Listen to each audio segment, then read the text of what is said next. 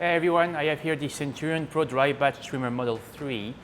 We just run this with the dry product, and as you can see we have a full bin of trim, and we got the Kief screen that we're going to run today. So we're basically going to put what's in that bin inside the tumbler and let it run for about 10 minutes.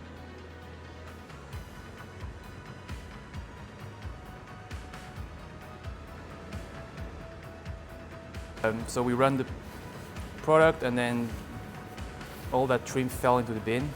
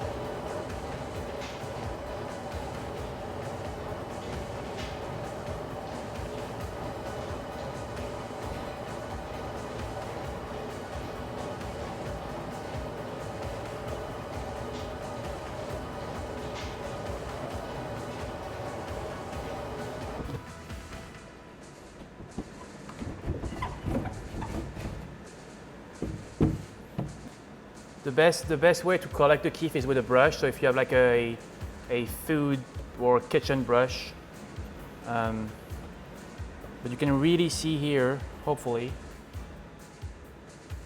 the pure Kief.